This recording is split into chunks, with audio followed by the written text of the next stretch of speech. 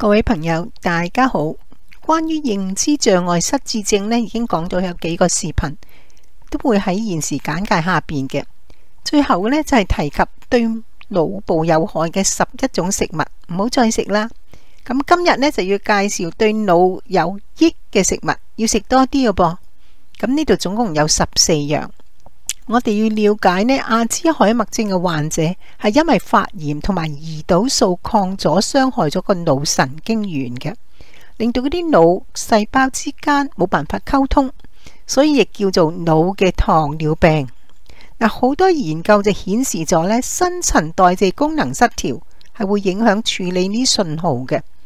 同時，美國神經學會 The American Academy of Neurology 呢，佢就發現啊，40歲之後個膽固醇指數高呢，亦會增加罹患呢個病風險。所以我哋一定要控制好血糖同埋呢個膽固醇啦。其實我哋平時嘅日常作息呢，一定要正常。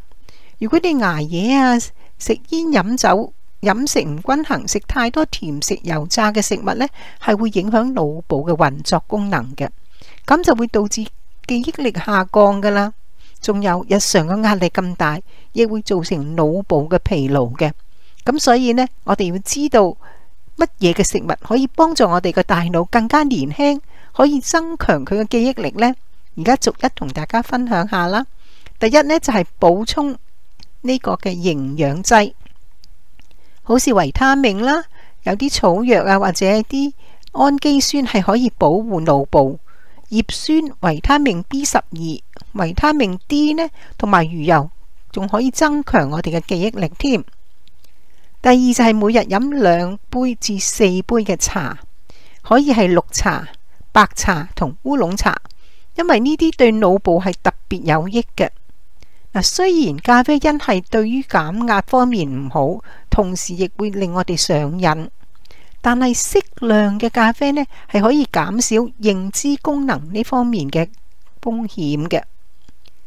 第三呢，亦係飲品噃，就係蘋果汁，建議每日飲2杯。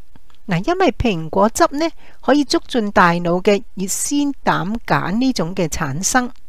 呢個物質係同治療老年痴呆症嘅首選藥物嘅成分好相似噶。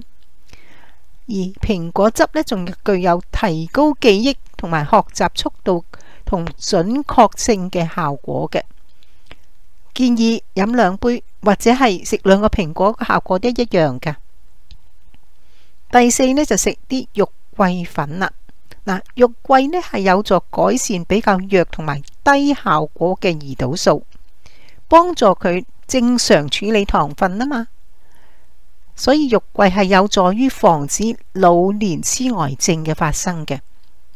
你可以加入食物之中，或者加入飲品之中，每日半個茶匙至1個茶匙，大約係250個毫克至500個毫克，咁就足夠噶啦。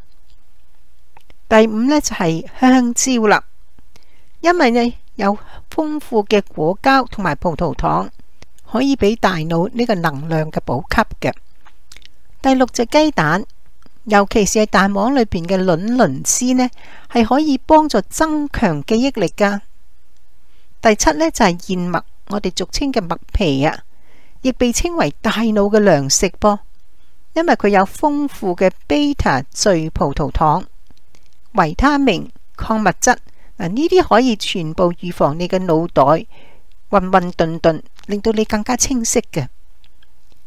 第8就係黑嘅芝麻，呢個屬於高鈣同埋有多元不飽和脂肪酸嘅食物嚟嘅，係可以舒緩腦神經嘅繃緊啊。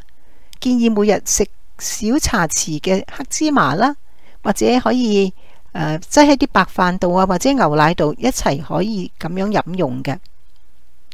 第9就係南瓜，因為佢有好多嘅 β 胡蘿蔔素、礦物質鋅，嗱，呢啲呢全部都有幫助腦部嘅運作嘅功能嘅。